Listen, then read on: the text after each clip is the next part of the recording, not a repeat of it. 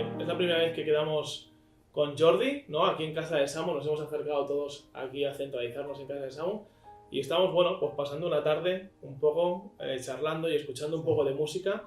Y de ahí, ¿no? Del hecho de escuchar, hemos estado diciendo, Jordi, vamos a ver qué ponemos, para que, a ver si te gustan la selecta, a ver si te gustan no sé qué.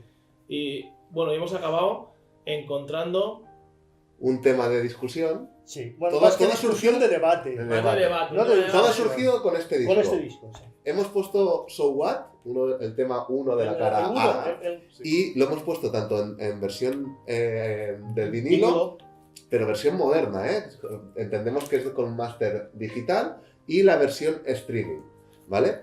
Nuestra sorpresa, o no, ha sido de que, apreciando uno de los detalles que nos marcabas muy bien tú, sí, que es esa forma de tocar tan características de Miles Davis, la trompeta, que hace pensar o lleva a pensar que en la escucha que hay una cierta distorsión. ¿Vale? Esta distorsión y en general todos los matices de la grabación ha sido muy bien ejecutada a través de la plataforma de vinilo, pero no en cambio de la plataforma de streaming, además con una calidad aceptable, ¿vale? Sí, una cosa. Cabe decir, tanto Samu como Rubén saben que yo no soy pro vinilo.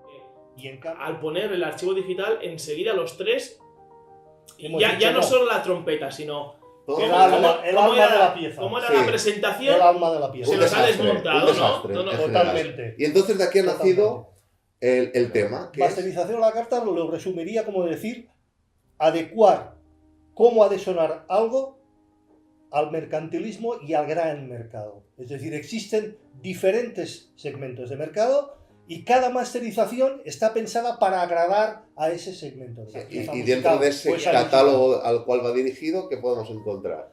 Básicamente yo diría que nos podemos encontrar primero, esa mezcla digital va a ir dedicada a prensar un vinilo.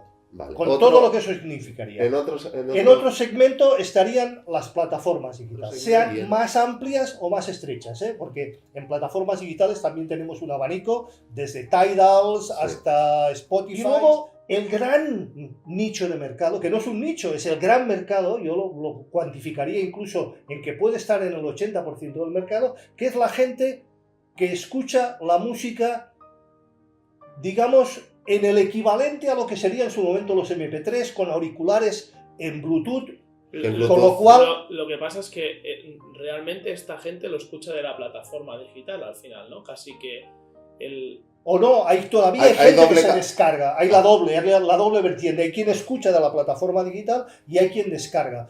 Pero en todo caso hay dos formas de capar ese sonido, que es uno por la plataforma en sí y otro por la tecnología, Bluetooth. Sí, pero la raíz es la misma. Hemos de pensar también en que la mayoría de plataformas digitales se escuchan sin pago.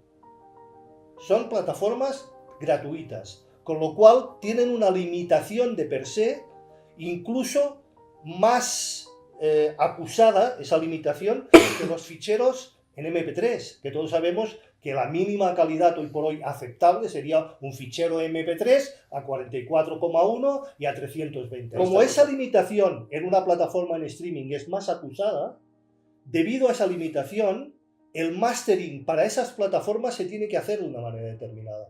Y eso lleva a unas ecualizaciones y al incrementar y decrecer las frecuencias para hacer que ese gran público le guste como suena esa pieza. Y más que para la plataforma es cómo la gente consume, ¿no? Con qué medios consume la música.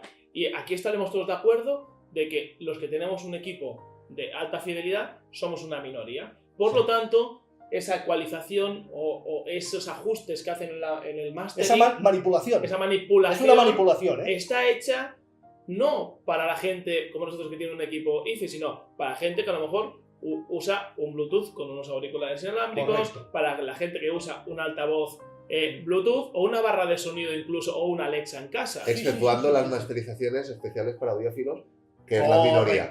Correcto. Claro. Y eso sería una extracción incluso más allá de lo que sería una masterización para vinilo. Es decir, el ir a buscar la exquisitez en el vinilo lleva a ediciones donde de ese mismo máster pensado para vinilo se hacen unos prensados muy concretos con un número determinado de prensados con la placa maestra hasta un número, porque se desgasta, y ahí nacerían las ediciones audiófilas. Estamos de acuerdo en que el consumo actual de la música va en detrimento de nuestra manera de consumir. Sin ningún tipo de dudas.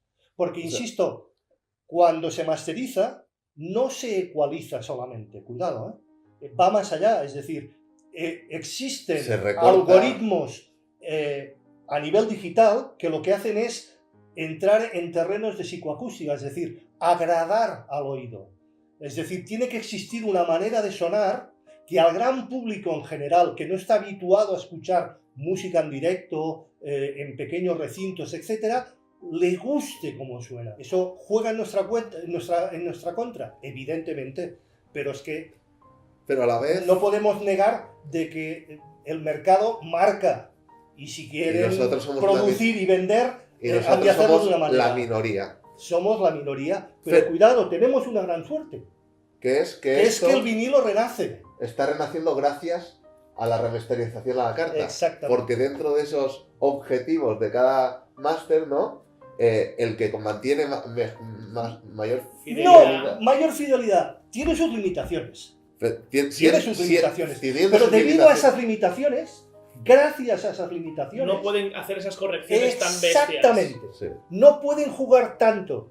Porque si no, a lo mejor si jugaran con la dinámica, como comentábamos antes, ¿no? Sí, lo que muchos conocemos como la guerra de la masterización, eso, qué cantidad de volumen soy capaz de meter en un archivo digital, en un vinilo es imposible. Tenemos una limitación de 45-48 dB de rango dinámico, que si eso lo forzamos, la aguja se sale del surco. Imposible. Gracias a eso, nosotros podemos decir que hoy nos hemos dado cuenta de que un vinilo, teóricamente, no teóricamente, seguro, que proviene de un máster digital, nos ha sonado mucho mejor que el mismo máster digital desde una plataforma. El corolario final, como se masteriza a la carta, dentro de esa carta hay un pequeño nicho de mercado que es la audiofilia. Y esto es lo que juega a nuestra favor. Venga, la otra. Por cierto, queremos saber nuestras opiniones. opiniones. Saludos. Un saludo. Las